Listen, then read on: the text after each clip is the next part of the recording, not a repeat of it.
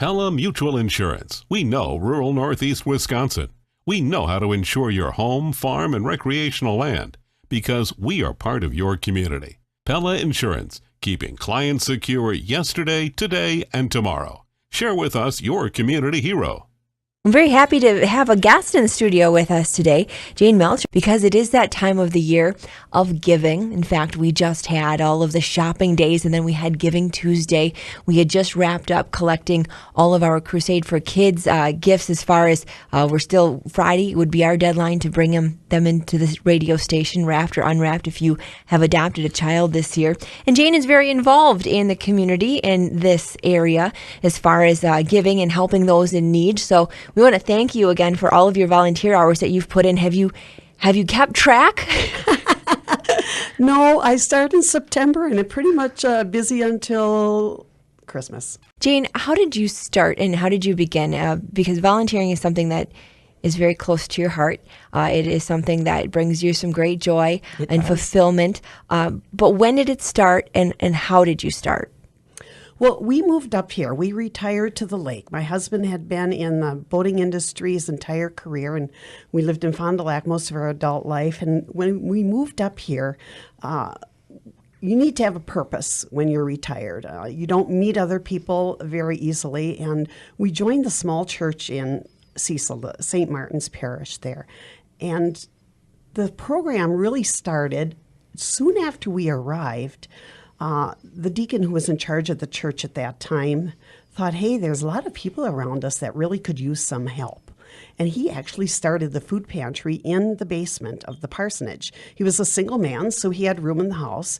And we began giving out food to some of the needy in our area.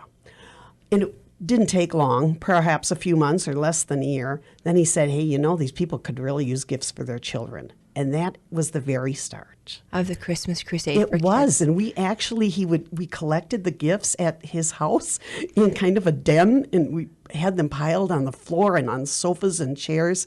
And then some Sunday in church, he would say, "Can you help take the presents over to church?" And we'd all walk across the street a half a block away, and we'd be walking ourselves with all these presents in our arms and take it over to church. And that's where it all began. Does it ever surprise you how giving the community is when it comes to fulfilling those needs? It's astonishing. It's astonishing. And because we are really, even though we coordinate the efforts, it's really a community event. If the First State Bank in Cecil was on board immediately. They set up a tree. They took our tags. Originally, they took all of them. And people in the community that banked there would just take off the tree. Some would take one, some would take an entire family, and it grew from there. We've had some time now where some of the kids or the families that had been helped in the very beginning, do they come back and do they take gifts off their tags off the tree and come back and give back now that they possibly can? You know, there was a woman that told me about 2 years ago that she said she was one of those kids. Oh my gosh, it was heart-wrenching. And she came and she took several of her own to do that. What is it like? Very humbling when you see families pick this up? Oh, of course. But it's the day of distribution. First, they come and pick up their food. And our clients, the children that we serve, are based off the clients of our food pantry. So they are pre-screened by income, and they have to show proof of income, and they have to show proof of residency and a location, because we know that we can't serve all, but we serve a pretty big area. We serve all of Shawano up to the river, the Cecil and Bonduel areas, and that pretty much into the county line east toward Gillette is pretty much our area. Oh, throughout the year, what do you fill your time with when I guess you're always busy, right? I try to be, yes. I'm an active person. Yes. But when it comes to this time of the year, I mean, you must look forward to it then. Oh, very much so. And since I took it over a few years in, I've always found ways to tweak. My children always called me the planner. But actually, my organizational skills are probably my biggest talent. And so I'm putting my talent to work in coordinating this effort. And it has grown, and it has not only grown within our church, but certainly within the community. Sure. And your participation and other participations. And right. What are some of your favorite tweaks that you've improved over the years? The numbers have certainly increased to the point where we had to.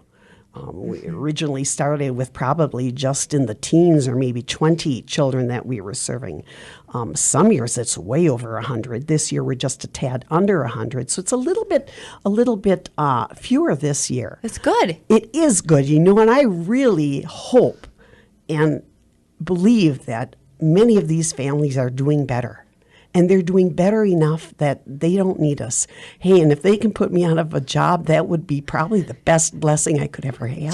Jane wants to be done. Get her out of this job. That means that there isn't a need. There will always be somebody that it There needs. will be. There will always be poverty. And though some have worked their way out at the moment, for others, it's just around the corner or it's still there. And, if we can help that little bit, it's hard for some of these families to make those decisions. The rent, the electric utility bill, the clothes that children are quickly outgrowing, and now all of a sudden it's Christmas. And some of them just need that little extra boost, and that's what we're there to help with. Do you hear some of these specific stories? Sure. Yeah. Sure. So hard to hear, huh? Yes. And sometimes it's sad cases where a grandparent has taken over the parenting because a parent is in a difficult situation. I know in one case it was a motorcycle accident and is severely injured and long-term rehabbing and to recover. And the grandparent was helping out. And that's true in many cases. That's tough. You bet. Yeah. You bet. Well, Jane, we want to thank you so much for coming on with us because, we talk about the Christmas Crusade for kids and the families that are in need, but just to get a little bit closer to the stories and to how it started and the background is always so nice to hear when you're one of the people that picks up a tag and helps a kid. And you guys get a lot of monetary donations too, right? Those are helpful in so many ways. Can you talk a little bit about that? Yes. Astounding is perhaps the best word I can use this year. We did have an anonymous donor last year that provided quite a few funds to help out with at the end when some children were still left. And your staff, or some of the staff here, graciously went out and did some shopping and some wrapping and brought those gifts to us when the time was appropriate. This year, that same sort of anonymous donor, because I know who it is, I don't think I will quite share that with you, but I will share that it is a local business owner. And boy, this year, since we have fewer numbers, the tags were already taken or nearly taken. And we also set up hats, mittens, scarves, and gloves table for when parents pick up the gifts. They go there and pick out something for each child as well. Well, we were well stocked with that, which is unusual. And so I'm thinking, well, what could we do and how could we best share this with the community? And it's the teacher in me. I'm a former kindergarten teacher and a lover of books. And I thought, I've always been saying, can't you throw in a book with your gift? Wouldn't it be nice to throw in a book? And I'm always trying to encourage parishioners, and when I talk in church, to get the last few tags taken off of our tree, to toss in a book if you can. That we actually sat down with the church secretary and we put in a gigantic order to Amazon with our tax-exempt number to make our dollar stretch further.